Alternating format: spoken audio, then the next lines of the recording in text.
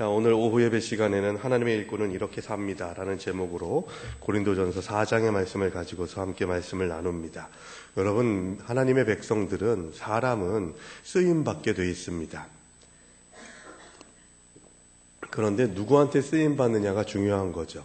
쓰임받는 일이 끝나는 때는 언제냐면요, 죽음이 선포됐을 때, 이제 생명이 끊어졌을 때, 끝났을 때, 그때는 마귀도 뭐라고 못하고요, 끝나는 거예요. 육신적인 삶이 끝난다는 거죠. 그 전에는 계속해서 영향을 끼치게 돼 있습니다. 기왕 영향 끼치는 거 하나님의 이름으로 선한 영향력을 가질 수 있어야 되지 않겠습니까? 그래서 하나님의 일꾼들이 돼야 할 줄로 믿습니다. 그런데 사탄의 종들도 있다는 것이, 하나님의 일꾼 된 사람들이 있다는 것은 사탄의 종이 있다는 것을 전제하고 있어요. 마귀적인 생각들과 마귀적인 영향력을 가지고서 그 사람이 가는 곳마다 마귀가 기뻐하는 열매들만 맺어지게 되는 악한 영향력을 끼칠 때가 있다는 것입니다.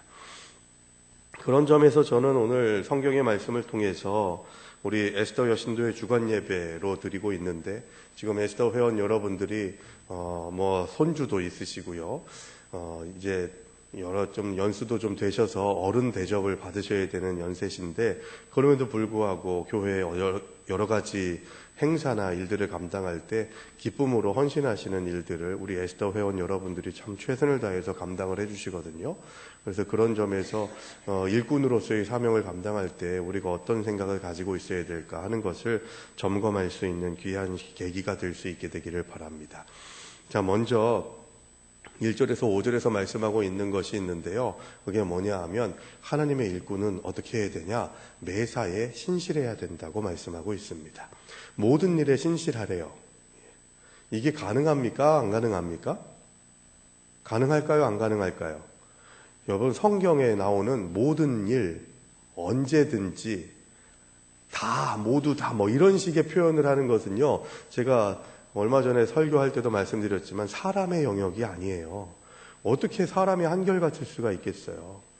모든 일에 신실하라 라고 하는 이 얘기는, 모든 일에 신실할 수는 없지만 모든 일에 신실하기 위해 해야 된다고 하는 인식을 가지고서 포기하지 말고 그 완전함을 향해서 나아가야 된다는 것을 얘기하고 있는 거죠. 항상 기뻐하라, 쉬지 말고 기도하라, 범사에 감사하라. 항상 쉬지 말고 범사에, 이거 다 우리가 할 수 있는 영역이 아니라는 거예요. 그런데 해야 된다는 인식을 가지고서 포기하지 말고 항상 쉬지 말고 범사에 그 일들을 감당해야 되는 사명이 나에게 있다는 것을 계속해서 인식하는 자가 되어야 한다는 것입니다. 그런데 중요한 건 뭘까요? 매사에 신실해야 된다고 하는데, 오늘 본문의 말씀에 보시면 매사에 신실하게 하는 삶을 흔드는 게 있다는 거예요. 그게 뭐냐? 판단하는 것이라는 거죠. 판단하는 것. 자, 오늘 본문을 다시 한번 보세요. 자, 1절과 2절에서 하나님의 비밀을 맡은 자로 우리 스스로를 그리스도의 일꾼이라고 여길지어다. 맡은 자에게 구할 것은 뭐라고요? 할렐루야. 예, 충성이에요. 묻지도 따지지도 않고 충성해야 된다는 거예요.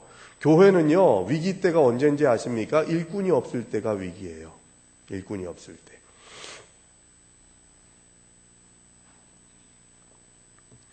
일꾼들이 계속해서 세워지게 되고 헌신하게 되면요, 그 공동체는 하나님께서 쓰시는 공동체입니다.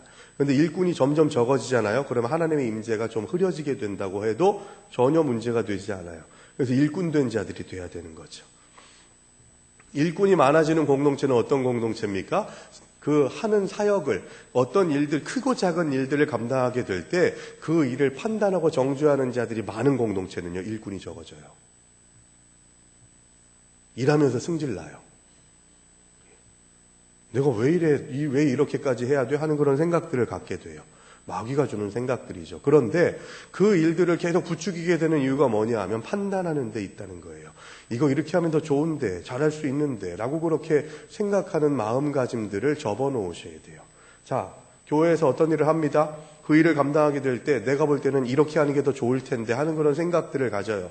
그런데 일은 다 지금 벌어지고 있어요. 그렇다고 해서 지금 바꾸겠습니까? 그거 바꿀 수 없거든요. 그러면서 안타까워하는 마음을 가지고 이건 이래야 되고 저건 저래야 된다고 하면 그러면은 준비해온 사람들의 마음이 아프게 되고 힘이 빠지게 되죠. 그때는 격려해 주시는 거예요. 격려해 주시는 거. 그리고 내가 할 때, 내가 그 일을 감당하게 될 때, 이건 이렇게 했어야 되는데 하는 것들을 생각해서 내가 그 일을 더 완벽하게 해내려고 하면 되는 거예요. 판단하는 이것이 바로 하나님께서 주시는 대단히 중요한, 사람을 세우는 중요한 이 재료가 된다는 것이죠. 3절을 보시면 너희에게나 다른 사람에게나 판단받는 것이 내게는 매우 작은 일이라 나도 나를 판단하지 아니하노니 내가 자책할 아무것도 깨닫지 못하나 이로 말미암아 의롭다함을 얻지 못하노라. 다만 나를 심판하실 이는 주시니라. 이 얘기 그게 간단합니다. 뭐냐 하면 너가 어떤 일을 할 때 남에게 헤아림을 받을 필요도 없고 누군가를 네가 헤아려서도 안 된다. 그 얘기예요. 그러면서 누군가를 헤아릴 분은 유일하신 분 누구라고요? 주님 한 분밖에 없다는 거예요. 이런 신앙 고백이 있어야 된다니까요. 너는 왜 그따위로 살아? 이런 얘기는 하나님밖에 못 하신다고요. 근데 우리 많이 하잖아요. 김 집사 왜 안 해? 박 집사 왜 안 해? 라고 하는 이야기들을 서슴없이 할 때 그게 헤아림이라고요. 판단이라고요. 하나님은 한 사람의 성실함과 신실함을 알고 계세요. 주님이 아시면 되는 거 아닙니까? 그런 마음의 고백이 있으면요, 누가 알아주네 안 알아주네 칭찬해줬네 안 해줬네 그런 거 그렇게 중요하지 않아요. 바울은 자신이나 아볼로나 게바와 같은 사역자들에 대해서 하나님의 신실하신 비밀을 위임받은 교회를 섬기는 일꾼이라고 소개를 합니다. 여러분, 우리도 그렇게 담대하게 그렇게 자기 자신을 소개할 수 있어야 돼요. 하나님의 사명을 위임받은 일꾼입니다. 내가요. 좀 부족하지만, 좀 형편없지만 내가 하나님의 사명을 위임받은 일꾼이어서 주님께서 주시는 은혜 가운데에서 나를 세워주시고 인도해 주셨습니다 라고 하는 그런 말을 하면 서로 웃기고 있네, 그따위로 해놓고 무슨 하나님의 위임을 받은 일꾼이야 라고 판단할 것이 아니라 존중해주고 인정해줘야 된다는 거죠. 그렇죠, 맞아요. 집사님이 이 일하시니까 얼마나 귀한지 몰라요. 권사님 사역하시는 거 보니까 제가 참 부끄럽네요. 권사님 존경합니다 라고 말할 수 있는 공동체가 되면 일꾼들은 점점 더 세워지게 되는 것이죠. 그런데 그 주의 일을 감당하려면요, 일단은 첫 번째 육신적인 건강함이 있어야 돼요. 육신적인 건강함을 위해서 애쓰시기 바랍니다. 제가 지난 금요일에요, 이 복부 초음파 검사를 했어요. 정기적으로 해요. 왜냐하면 목사가 건강하지 않으면 교회에서 참 힘들잖아요. 그래서 제가 가족력이 할아버지, 아버지가 다 간 쪽에 문제가 있기 때문에 간 같은 경우는 좀 집중적으로 합니다. 그래서 간, 췌장, 간담, 췌, 신장 이런 거 다 봐요. 그런데 금요일 날 갔는데 초음파 검사를 하는데 초음파 검사하시는 분이 여자 의사 선생님이셨는데 이렇게 보잖아요. 근데 저 병원 가가지고 초음파 검사하면 괜히 뭐가 나올 것 같고 막 그렇지 않습니까? 저도 괜히 그런 마음이 좀 생기는 거예요. 근데 이분이 이렇게 하는데 자, 숨 멈추세요 하면서 이렇게 얘기를 하는데 계속 초음파로 검사하면서 이러는 거예요.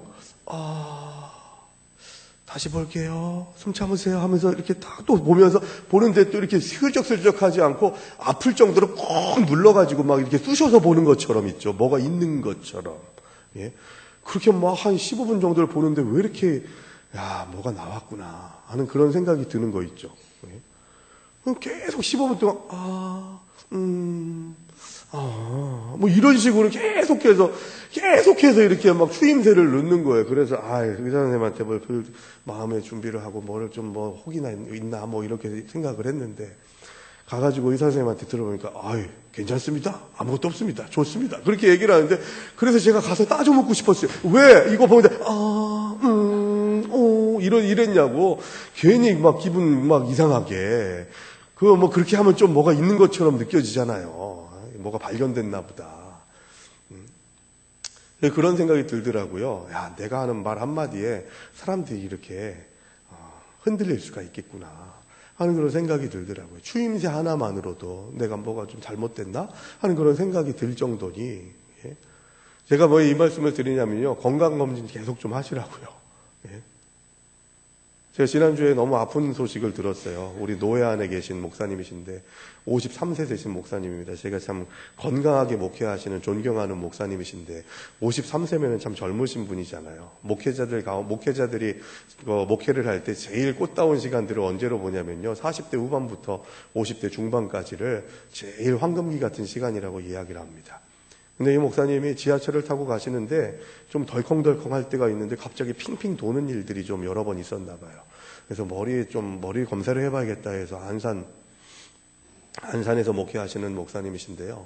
안산 고려대병원에 가가지고 MRI를 찍었더니 머리에 뭐가 있습니다. 좀 더 정밀 검사를 받으셔야겠습니다 해서 아산병원에 가가지고 지난주 화요일 날에 검사를 하시고 검사 결과를 받았는데 한 달밖에 못 사십니다 라는 그런 이야기를 들었습니다. 그래서 수술을 해도 수술하지 않아도 한 달 정도밖에 못 사실 것 같고 수술을 한다고 머리를 열어도 못해서 닫을 수도 있다라고 하는 그런 이야기를 들으면서 가족들하고 여행이나 좀 다녀오시죠 라고 해서 참 얼마나 낙심되는 시간들을 지금 감당하고 계신지 헤아릴 수가 없어요.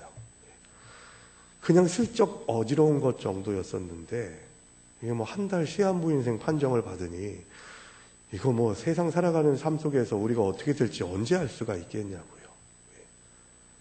그러니까 너무 저도 마음이 아프고 우리 목사님들도 또 노예 장로님들도 너무 마음 아파하면서 그렇게 시간들을 보내고 있지만 이 하루하루 시간들이 얼마나 귀하냐고요.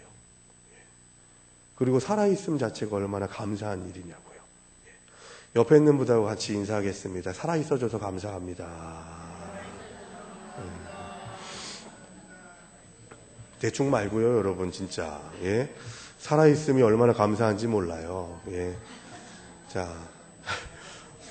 이동섭 집사님 왜 비웃으시죠? 한 번 더 인사하겠습니다. 어떻게 인사하시냐면요. 건강하게 살아있어 주세요. 라고 인사하세요. 건강해야 주의 일도 더 열심으로 감당할 수가 있습니다. 그래서 주의 사역을 감당하시는 여러분들 꼭 건강을 체크하시는 일들을 소홀히 하지 마시기 바랍니다. 저도 제가 말씀드리잖아요. 교회에서 목사로서의 역할을 감당하지 않는다면 다른 일들을 했다면 이렇게 제가 건강검진을 제가 3개월에 한 번씩 피검사하고요. 6개월에 한 번씩 초음파 검사하고 대장 검사, 대장 내시경, 위내시경 이런 것들을 계속해서 합니다. 제가 가장 큰 이유는 첫 번째는 가족들에게 아픈 남편, 아빠가 되지 않기 위해서고요. 성도님들에게 아프지 않는 모습을 보여드리고 드려야 된다고 하는 사명감 때문입니다. 그래야 우리가 더 건강하게 제가 목회를 할 수 있을 거 아니에요? 제가 그렇게 관리를 하는 것처럼 여러분들도 관리하셔야 된다고요. 영적인 건강함에 이르려면요, 육신적인 건강함도 같이 따라갈 수 있어야 돼요. 그래서 육신적인 건강함을 위해서 지혜롭게 처신하시기를 주의 이름으로 부탁을 드립니다. 두 번째로는요, 육신적인 건강함보다 더 중요한 것이죠. 영적인 건강함을 유지하기 위해서 애쓰셔야 돼요. 누구는요? 하나님의 일꾼들은요. 영적인 건강함을 유지한다는 건 뭘 얘기하냐면요, 하나님과 코드가 맞는 신앙생활을 한다는 거예요. 하나님이 기뻐하시는 일들을 계속 찾는 거예요.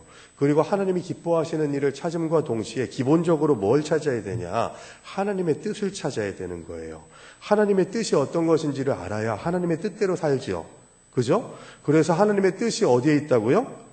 하나님의 뜻이 어디 나와요? 예, 말씀에 나오죠. 그래서 성경을 보아야 되고 연구해야 되고 암송해야 되는 거예요. 하나님의 말씀의 뜻을 찾는 것, 이거 정말 중요하거든요.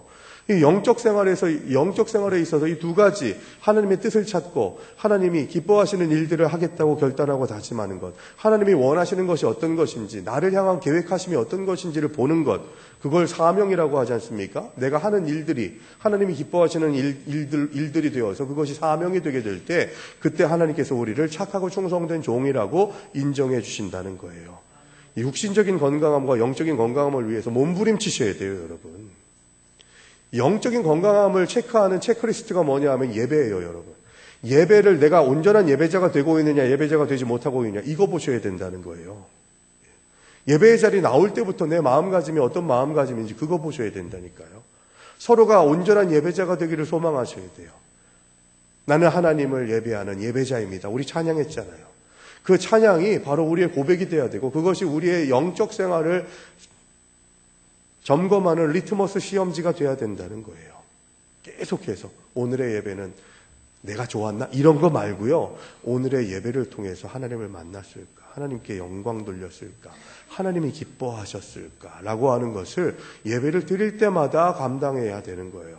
평가해야 된다는 거죠. 나 자신의 예배의 태도나 모습을. 오늘 예배를 통해서 놓친 것은 무엇이었나? 예배의 예전 순서들을 아주 귀하게 여기셔야 돼요. 찬양하는 그 찬양, 그 회중 찬양의 시간들, 또 대표 기도자가 기도하는 그 시간들을 통해서 내가 같이 힘을 모으고 마음을 다해서 함께 합력해서 기도했는가. 여러분, 대표 기도, 이것은요, 대표로 나와서 기도한다는 얘기가 아니라 그 기도의 음성을 통해서 나도 함께 동의하면서 주님의 기도의 자리를 세워나간다는 의미가 담겨 있어요. 그래서 사실은 대표 기도보다는 회중 기도라고 하는 것이 더 맞아요. 회중이 함께하는 기도거든요. 그 순서들마다 성가대의 찬양을 내가 허투루 듣진 않았는지, 성경 봉독할 때에 그것이 그냥 흘러듣기만 하고 있었던 것은 아닌지, 나는 예배를 위해서 얼마나 준비되었었는지, 예배 시작 전에 성경 말씀을 한 번이라도 좀 봤는지, 이런 것들을 계속 체크하셔야 돼요. 그래서 내가 온전한 예배자가 되고 있는가를 점검하셔야 된다는 거예요. 그래서 영적인 건강함을 예배를 통해서 보셔야 돼요. 예배가 지루해지고 예배가 짜증나고 예배가 내가 좀 좋아하는 게 아니어가지고 좀 거부하려고 하는 마음이 있으면 난 영적으로 건강하지 않은 거예요. 어떤 예배의 형식이라 할지라도 그 예배를 온전히 드리겠다고 하는 결단과 다짐이 우리에게 있어야 될 줄로 믿습니다. 육신적인 건강함, 영적인 건강함, 세 번째는 건강한 영향력을 끼치는 사람들이 하나님의 일꾼이 되더라는 거예요. 좋은 영향력을 끼쳐야 된다는 거죠. 오늘 세 가족 중에서 엄마하고 딸이 같이 오셨어요. 그래서 같이 예배 끝난 다음에 교제 나누면서 따님한테 이야기를 들어보니까 따님은 신앙생활을 참 열심히 하는 분이시고 어머니는 좀 오랫동안 좀 어릴 때 다니시다가 우리 교회에 오신 지가 진짜 오랜만이신 거예요. 근데 어떻게 우리 교회를 오게 됐냐고, 소화동 저 기아 산업 있는 쪽에 거기 아파트에 사시더라고요. 8년 전에 우리 광명에 왔다고 하는데, 소화동이든지 여기 하안동이든지 광명에 교회가 너무너무 많은데 어떻게 우리 교회를 찾아왔냐, 뭐 가깝지도 않은데. 그랬더니만 따님이 그러는 거예요. 광명시 엄마들의 모임이라고 하는 카페가 있대요. 근데 거기에서 좋은 교회 추천해달라고 부탁을 이렇게 글을 썼는데 하안동에는 화평교회가 좋다고 그렇게 썼대요. 누군지 알 수가 없어요. 근데 어쨌든 그렇게 우리 교회를 추천을 해주더래요. 누군지 내가 그랬어요 하면은 저한테 오세요. 제가 과자 한 봉다리 사드릴게요. 여러분, 좋은 영향력은 내가 어떤 교제를 하느냐에 따라 달라져요. 내가 어떤 흔적을 남기느냐에 따라 달라진다는 거죠. 내가 말하는 한마디로 인해서 한 사람이 교회로 인도가 될 수가 있고요. 한 사람이 교회에서 떠나갈 수도 있어요. 좋은 영향력을 가진 자들이 하나님의 백성들로서 사명을 감당할 수 있다는 거예요. 오랜만에 진짜 10여 년 만에 교회에서 우리 교회에 와가지고 예배를 드리는데 그 어머니 대신 딸하고 같이 온 어머니가 계속 우는 거예요. 계속 울더래요. 지금 오늘 왔는데 아침부터 제가 봤는데 세신자시구나 하고 보는데 계속 우시는 거예요. 왜 그렇게 우세요? 제가 그렇게 여쭤봤더니만 너무 감사해서 운대요. 그렇게 감사하고 간절함이 있었으면 빨리 교회를 좀 오시죠. 그랬는데 그러니까요. 그런데 그렇게 홈페이지를 화평교회를 추천해서 홈페이지를 보고 왔대요. 근데 홈페이지를 보면서 이렇게 교회를 이렇게 정보를 보는데 왜 이렇게 마음이 편안하든지, 그래서 편안한 마음이 있어가지고 교회에 왔는데 나 이 교회 가고 싶다고 엄마가 콕 집어가지고 화평교회로 오겠다고 했대요. 그래서 예배당에 딱 들어왔는데 예배당에 들어오자마자 얼마나 은혜가 되는지 참 감사해서 계속 눈물이 나더라고요. 그렇게 이야기를 하시더라고요. 지금 여러분 예배당에 들어올 때 내가 지금 예배드리는 이 예배의 자리에서 누가 어떤 은혜를 받고 있는지를 알 수가 없어요. 근데 그 은혜를 받는 자리에서 누군가는 열심히 은혜를 받고 주님을 찾고 있는데 내가 하는 말 하나 행동 하나 이런 것들로 인해서 나쁜 영향력을 끼치게 돼서 성령을 방해하는 일들이 일어나지 말아야 된다는 거죠. 성령 회방죄는요 지워지지도 않아요, 여러분. 하나님이 제일 중하게 보시는 게 그 성령 회방죄라는 것이거든요.